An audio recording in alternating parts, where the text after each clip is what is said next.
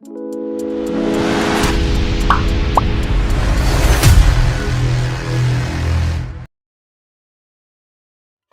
friends, welcome back to our YouTube channel Gupta Realtors. My name is Sahil Gupta and I am the director of Gupta Realtors Dwarka and Dwarka Expressway. Welcome back to our new initiative Property चर्चा with Sahil Gupta. आज हम एक बहुत ही interesting topic cover करने वाले हैं जो कि NRIs के ऊपर रिलेटेड है कि आप जब कोई प्रॉपर्टी खरीदते हैं और आपका सेलर जो आपको प्रॉपर्टी सेल कर रहा है अगर वो NRI है तो उस पर क्या रूल्स एंड क्या टैक्स या क्या गाइडलाइंस इम्प्लीफाइड की गई हैं गवर्नमेंट के द्वारा, जो कि आपको पूरी ट्रांजैक्शन के दौरान अपने जहन में अपने मन में रखना चाहिए और उसको उसी के तरीके से फॉलोअप करना चाहिए। बिकॉज यूजुअली NRI क्लाइंट्स के साथ गवर्नमेंट ऑफ इंडिया या इनकम टैक्स डिपार्टमेंट की जो गाइडलाइंस हैं वो डिफरेंट हैं काफ़ी हद तक जो कि किसी इंडियन नेशनल के लिए हैं। सबसे पहले एक कॉमन क्वेश्चन और उसका जवाब कि who is an NRI। NRI कौन होता है? कोई भी एक इंडियन नेशनल जो इंडियन पासपोर्ट होल्डर हो या जो इंडियन की सिटीजनशिप छोड़ के दूसरे कंट्री की सिटीजनशिप ले चुका हो, और कोई भी इंडियन सिटीजन जिसका पासपोर्ट इंडियन है but still if he is outside India for more than 180 days in last 1 year, so उसको ऑटोमेटिकली NRI स्टेटस में कैलकुलेट किया जाता है। चाहे वो डिफरेंट कंट्रीज ट्रैवल कर रहा हो, डिफरेंट ड्यूरेशन के लिए ट्रैवल कर रहा हो, बारी बारी इंडिया आता जाता रहे। काफ़ी सारे लोग मेरे पास ही काफ़ी सारे सेलर्स आते हैं जो कि इस चीज़ को छुपाना चाहते हैं कि हम NRI हैं। वो डिफरेंट चीज़ों के द्वारा हमारे को मैनिपुलेट करने की कोशिश करते हैं कि वो जी अपने ब्रदर से मिलने गया था, टेम्परेरी वहाँ गया था, वो इंडिया ही रहते हैं, वापस आ रहे हैं। अगर आप कोई भी किसी भी तरह की बातचीत में सेलर के साथ या उनके रिलेटिव के साथ आपको इस तरह का फीलर आता है कि आपका जो सेलर है वो NRI है, या हो सकता है कि उसको 180 डेज से ज़्यादा हो चुके हैं पिछले 1 साल में इंडिया से बाहर रहते हुए, या वो 180 डेज से ज़्यादा इंडिया से बाहर था, उस केस के अंदर आप उसको डबल कन्फर्मेशन के लिए आप उसका passport along with all the pages of that passport जिसमें इमिग्रेशन का स्टैंप होता है इन का और आउट का, कि वो कब इंडिया में इन हुआ कब इंडिया से आउट हुआ, उसको तरीके से कैलकुलेट डिवाइस करके आप चेक कर सकते हैं। बिकॉज इनकम टैक्स जो TDS अप्लाई करता है वो बेसिकली एक बायर की रिस्पॉन्सिबिलिटी है। TDS की फुल फॉर्म ही टैक्स डिडक्टेड एट सोर्स होता है। एक प्रॉपर्टी की सेल एंड परचेज में सेलर जो है वो आपसे पैसा रिसीव कर रहा है and you are the source of those funds. So एक बायर की रिस्पॉन्सिबिलिटी है मेक श्योर करना कि वो TDS को सही रूप से और जो गाइडलाइंस है उसके अकॉर्डिंगली ही डिडक्ट करे और इनकम टैक्स को डिपॉजिट करे। अगर आपने लापरवाही में इस चीज़ को इग्नोर करके नॉर्मल TDS डिडक्ट करके कोई ट्रांजैक्शन थ्रू कर दिया और उसको बाकी का सारा पैसा दे दिया, नॉर्मल जो केस में 1% TDS होता है, तो उस केस के अंदर इनकम टैक्स कल को जब नोटिस इशू करेगा वो नोटिस बायर को इशू करेगा, वो डिमांड वो बायर के ऊपर निकालेगा और उस केस में वो आपकी प्रॉपर्टी जो आपने परचेज की है उसको भी अटैच कर सकता है in terms of recovery of the dues. तो सबसे पहले मैं आपको बताना चाहूँगा कि जो भी हमारे NRI सेलर होते हैं उनके ऊपर जो इनकम टैक्स की गाइडलाइंस है, जो TDS अप्लाई होता है वो है 20% TDS plus surcharge plus education cess, जिसका अगर मैं बेसिक सेंस में बात करूं, अगर जो टोटल डील वैल्यू है आपकी जो आप रजिस्टर कर रहे हैं अगर that is less than 1 CR, उस केस में टोटल TDS वैल्यू बनती है 22.88%, और अगर वो अमाउंट एक्सीड करता है 1 CR से तो वो बन जाता है 23.92%, to be very precise including the surcharge and education cess. TDS आमतौर पे इंडियन सिटीजन के लिए उसी ट्रांजैक्शन में अप्लाई होता है जो ट्रांजैक्शन मोर देन 50 लाख की हो। अगर आप किसी इंडियन सेलर से प्रॉपर्टी एक्वायर करेंगे जो कि इंडियन सिटीजन है, इंडिया में ही रहता है, उसका 1% TDS डिडक्ट करते हैं। वेरेवर अगर आपकी वो ट्रांजैक्शन की वैल्यू 50 लाख से लेस है तो आप 1% भी डिडक्ट नहीं करते हैं। But in case of NRI seller, चाहे वो प्रॉपर्टी की वैल्यू 10 लाख हो, 20 लाख हो, 40 लाख हो या 1 करोड़ हो, आपको हर अमाउंट पे वो TDS डिडक्ट करना है और इनकम टैक्स को डिपॉजिट करना है। अब इसके लिए सबसे पहले बायर को जो प्रॉपर्टी खरीद रहे हैं, अगर वो 2 लोग हैं, 3 लोग हैं, 4 लोग हैं, जितने भी लोगों के नाम से प्रॉपर्टी का रजिस्ट्रेशन होना है, सबसे पहले उनको इनकम टैक्स से टैन अप्लाई करके टैन प्रोक्योर करने पड़ते हैं। अगर आप नॉर्मली कोई भी बायर यूजुअली TDS काटता रहता है फॉर बिजनेस पर्पस या फॉर एनी अदर पर्पस, उस केस के अंदर आप अपने पुराने एग्जिस्टिंग टैन को भी यूज़ कर सकते हैं। Usually 99% of the buyers do not own tan because generally एक नॉर्मल मिडिल क्लास सैलरीड या बिजनेसमैन आदमी को अपने पर्सनल नाम से टैन लेना नहीं पड़ता। उस केस के अंदर जितने भी लोगों के नाम रजिस्ट्रेशन होना है, आपको सबसे पहले इनकम टैक्स से टैन लेना पड़ता है। और जो भी आप टीडीएस डिडक्ट करते हैं उस पैसे को अपने टैन में डिपॉजिट करते हैं against the PAN number of the NRI. So अगर उस एनआरआई के पास जो सेलर है उनके पास पैन नंबर नहीं है तो उनको पैन नंबर लेना पड़ेगा for completion of the transaction. Pan number लेना आज की डेट में गवर्नमेंट ऑफ इंडिया ने और इनकम टैक्स डिपार्टमेंट ने बहुत ईजी किया हुआ है। कोई भी एनआरआई सेलर किसी भी कंट्री से ऑनलाइन उसकी एप्लीकेशन अप्लाई कर सकता है, ऑनलाइन ही उनको ईमेल के द्वारा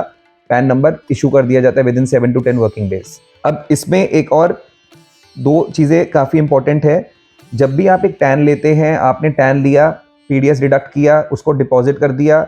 उसके बाद आपकी रिस्पॉन्सिबिलिटी और वो फॉर्मेलिटी ख़त्म नहीं हो जाती। हर टैन की क्वार्टर एंड के अंदर रिटर्न फाइल होती है जब वो क्वार्टर खत्म हो जाता है। लेट्स से कि आपने कोई ट्रांजैक्शन आज 8th मंथ अगस्त में की, ये क्वार्टर एंड होगा सितंबर में, अक्टूबर फर्स्ट वीक या अक्टूबर सेकंड वीक में आप अपने टैन की इनकम टैक्स में रिटर्न फाइल करेंगे कि आपने कितना टीडीएस डिडक्ट किया और कैसे कैसे डिडक्ट किया।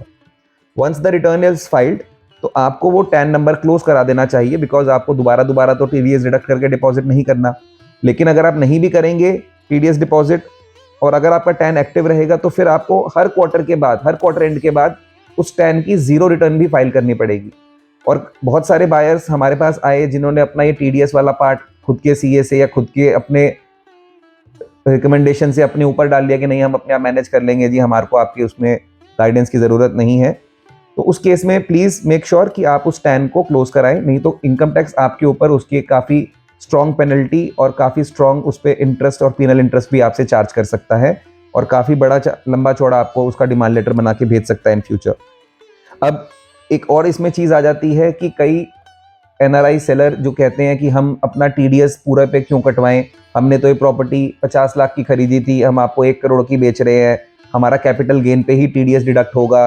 आप पूरी ट्रांजैक्शन वैल्यू पे नहीं काट सकते एंड ऑल दैट। ये सारी की सारी बातें मिथ हैं, इसमें कोई प्रैक्टिकल फैक्ट नहीं है। बट इसको प्रैक्टिकलिटी में लाने के लिए इनकम टैक्स ने under section 195A of income tax act एक प्रोविजन दिया हुआ है सेलर को जो एनआरआई हो कि वो चाहे तो एक सर्टिफिकेट ऑब्टेन कर सकता है इनकम टैक्स से कि उसका टीडीएस जितना टैक्स उसका बनता है वो उतना ही कटवाए। उसके लिए उसको आपकी रजिस्ट्रेशन से पहले इनकम टैक्स में अपनी पूरी कंप्लीट कंप्यूटेशन करके अप्लाई करना पड़ता है फॉर लोअर और no deduction of TDS certificate, जो कि बायर्स के नाम पे ही डायरेक्टली इनकम टैक्स के द्वारा इशू किए जाते हैं। अगर वो आपको कोई भी सेलर आप इनकम टैक्स के द्वारा जनरेट किया हुआ सर्टिफिकेट देता है, वो आप ही के बायर के नाम से ही इशू किया हुआ होगा और उस पर एग्जैक्ट लिखा होगा कि आप इस बंदे से ये प्रॉपर्टी परचेज कर रहे हैं और आप उस टीडीएस को 5% काटो या 7% काटो या 10% काटो, जो भी परसेंटेज उसमें टीडीएस की दी होगी उस पर आपको ऑब्वियसली सरचार्ज और एजुकेशन सेस ऐड करना है। बट आप किसी भी सीए की बनाई हुई कोई रिपोर्ट पे, किसी भी नॉन इनकम टैक्स के लेटर हेड पे अगर कोई चीज़ नहीं है, कोई भी परसेंटेज आपको कोई उसका सीए लिख के देता है या कोई और अपने चार्टेड अकाउंटेंट से या किसी सीएस सेक्रेटरी से किसी भी कंपनी से इशू कराता है, तो लीगली उसकी कोई वैलिडिटी नहीं है और इनकम टैक्स उसको कोई वैलिडिटी नहीं देता। So kindly do not fall into such traps और such words of any CA और एनी सेलर कि मैंने प्रॉपर्टी 50 लाख की खरीदी थी, मैं आपको 1 करोड़ की बेच रहा हूँ, मेरा कैपिटल गेन तो 50 लाख भी नहीं है, तो आप टीडीएस जो है डिडक्ट करो 50 लाख पे, पूरे 1 CR पे टीडीएस क्यों डिडक्ट करते हो? TDS should be deducted on the entire consideration whatever the consideration is, and if the seller wants कि उसका टीडीएस सिर्फ उसके कैपिटल गेन पे ही चार्ज किया जाए या सिर्फ जो उसका प्रॉफिट है उस पे ही इनकम टैक्स जो उससे टैक्स लाइबिलिटी उसकी एक्चुअल बनती है उतना ही टीडीएस डिडक्ट करे, तो फिर सेलर की रिस्पॉन्सिबिलिटी अगेन यहाँ पे आ जाती है कि वो इनकम टैक्स से उसका सर्टिफिकेट इशू करा के लेके आए बायर के नाम पे, जिसके लिए यूजुअली 30 to 45 डेज लगते हैं और इनकम टैक्स से सर्टिफिकेट आराम से मिल सकता है। और ये सारे चार्टेड अकाउंटेंट इस काम को कराते हैं और हमने भी काफ़ी सर्टिफिकेट्स अपने लाइफ में अपने एक्सपीरियंस में इशू करवाए हैं। अब हम आते हैं अपने नेक्स्ट टॉपिक पे, जो कि है कि अगर जो आपका एनआरआई सेलर है, ज़रूरी नहीं है उसके पास आधार कार्ड हो, बिकॉज आधार कार्ड एक इंडियन नेशनल के पास ही होना चाहिए as per the Indian laws. कोई भी इंडियन नेशनल जो अपनी इंडियन नेशनैलिटी को छोड़ देता है या वो एनआरआई हो जाता है, he is not legally entitled to get an Aadhaar card. तो अगर उसके पास आधार कार्ड नहीं है तो that is not a mandatory thing for an NRI. आप उनसे उनके पासपोर्ट की कॉपी ले सकते हैं। अगर उनका इंडियन पासपोर्ट है तो साथ में उनके पास ओसीआई कार्ड होता है, ओवरसीज सिटीजन ऑफ इंडिया का कार्ड, आप वो ले सकते हैं। चाहे वो इंडियन नेशनल हो या फॉरेन पासपोर्ट होल्डर हो, उनके पास ओसीआई कार्ड हो तो that will also serve as a documented evidence for that validity. एक बहुत इंटरेस्टिंग टॉपिक मैं आपके साथ और शेयर करना चाहता हूँ कि हमारा जो हम टीडीएस डिडक्ट करते हैं बेसिकली कई लोग उसको लाइटली ले लेते हैं कि हम इस टीडीएस को बाद में डिपॉजिट कर देंगे, इनकम टैक्स हमारे को इसको डिपॉजिट करने के लिए सेल डीड के बाद 30 डेज का टाइम देता है, that is legally true. But मेरी प्रैक्टिकल इस चीज़ के लिए आपको रिकमेंडेशन ये रहेगी कि आप जो भी टीडीएस डिडक्ट करें उसको रजिस्ट्रेशन से पहले डिपॉजिट करा दें, और अपनी रजिस्ट्रेशन के अंदर, अपनी सेल डीड के अंदर, या जो भी आप आर्टिकल रजिस्टर करा रहे हैं of the transaction between the buyer and seller, उसके अंदर पेमेंट डिटेल्स के साथ साथ टीडीएस की डिटेल्स मेंशन करके vide challan number, vide whatever transaction number जो आपने टीडीएस पे किया इनकम टैक्स को, उसकी डिटेल और उसका रेफरेंस नंबर जरूर डलवा दें। बिकॉज कई केसेस में क्या होता है कि आपने अगर टीडीएस उस टाइम पे नहीं पे किया और एक हफ्ते बाद पे किया, सेलर को उसका क्रेडिट नहीं मिला फ्रॉम एनी डिफॉल्ट और any problem from the income tax website, तो वो सेलर आपके ऊपर हावी होना चालू करता है, या वो आपकी कंप्लेंट करता है कंसर्न डिपार्टमेंट्स में कि आपने वो टीडीएस डिपॉजिट ही नहीं कराया, जिसकी वजह से उसको उसका क्रेडिट नहीं मिला। अब वो आपके लिए एक नया प्रॉब्लम है कि आपको वो प्रूव करना पड़ेगा कि आपने तो डिपॉजिट किया था, आपके पास उसके रिसिट्स हैं, बट वो चीज़ आपकी सेल डीड में मेंशन नहीं थी। अगर आप उसको पहले ही डिपॉजिट करके सेल डीड में मेंशन कर देते हैं कि आपने ये TDS wide transaction number so and so already पे कर दिया है, और उस पर सेलर के साइन है, seller has acknowledge that sale deed, और वो आर्टिकल रजिस्टर हो गया एक रजिस्ट्रार ऑफिस में, तो अब अगर उसको उसका क्रेडिट मिले ना मिले, that is the problem between the seller and the income tax. Buyer का उसमें कोई रोल नहीं रह जाता, and buyer is free to do whatever he has to do. नहीं तो वो ऑब्लिगेशन भी बिना मतलब में आपके गले में आ जाती है कि अगर उस क्रेडिट उसको नहीं मिल रहा और पीछे पीछे आपको घूमना पड़ता है, और आप भी सारे लीगल ट्रबल में फंस जाते हैं। कई बारी हमने ये देखा है कि जो एनआरआई सेलर होते हैं वो रजिस्ट्रेशन करने के लिए खुद ट्रैवल नहीं कर पाते, due to their work commitment, due to travel restrictions, due to whatever problem they may be having. Age problem भी एक काफ़ी बड़ा फैक्टर होता है कि एजेड बंदा है तो नहीं ट्रैवल कर सकता इजीली इतने लंबी फ्लाइट्स में। तो उस केसेस में एक रजिस्टर्ड अटॉर्नी आती है। हमारा इंडियन हाई कमीशन ऑलमोस्ट हर कंट्री के अंदर लोकेटेड है, और आप as an Indian OCI card holder या इंडियन पासपोर्ट होल्डर, अगर आप एनआरआई हैं, बाहर रहते हैं, तो आपका जो सेलर है वो आपको एक रजिस्टर्ड अटॉर्नी बनवा के भेज सकता है, but that should be notarized as well as that should be registered in that Indian high commission. अगर फॉर एग्जांपल कोई बंदा यूएसए में बैठा है, ओल्ड एज है, वो खुद ट्रैवल नहीं कर सकता, वो अपनी वाइफ को, अपने बेटे को, या किसी भी आदमी को, चाहे वो नॉन रिलेशन में भी हो, उसके नाम पे अटॉर्नी बना के दे सकता है। यूएसए से वो अटॉर्नी बनवाएगा, यूएसए में उसको नोटराइज कराएगा, और यूएस में जो इंडियन हाई कमीशन उसके नियरेस्ट है वहाँ पे अपॉइंटमेंट लेके फिजिकली जाएगा, जाके वहाँ पे उसको इंडियन हाई कमीशन से स्टैंप कराएगा, और उसके बाद वो आपको इंडिया कोरियर कर देगा। तो that attorney is legally 100% valid. उसके बेसिस पे जिसको भी उसने एंटाइटल किया to do the registration work और do the paper work on their behalf, they are 100% legit to do the registration on your name. उसमें बस जिस भी स्टेट की प्रॉपर्टी को आप सेल परचेज करते हैं, एज पर दो स्टेट रूल, जो भी अटॉर्नी बाहर से आती है उसको आपको उस स्टेट में भी रजिस्टर करना पड़ता है। जैसे कि दिल्ली के अंदर आप उस पर एक सिंपल 100 रुपए का स्टाम्प पेपर लेके अटैच कर देंगे, that will be considered as a legal registered document. Haryana के अंदर आपकी जो लोकल तहसील लगती है वहां से वो रजिस्ट्रेशन हो जाता है, प्रोसेस वेरी सिंपल। सो हर स्टेट का एक अटॉर्नी जो इंडिया से बाहर से आती है उसका एक अलग प्रोसेस होता है, और उसके अकॉर्डिंगली आप उसको कंप्लीट कर सकते हैं।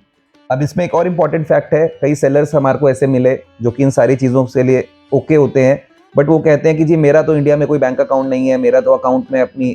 जिस कंट्री में मैं रह रहा हूँ मैं उसी कंट्री में होल्ड कर रहा हूँ, और जो मेरी सेल कंसिडरेशन है आप मेरे को मेरे बाहर के उसी अकाउंट में रेमिट कर दीजिए। तो ऐसा नहीं है सर।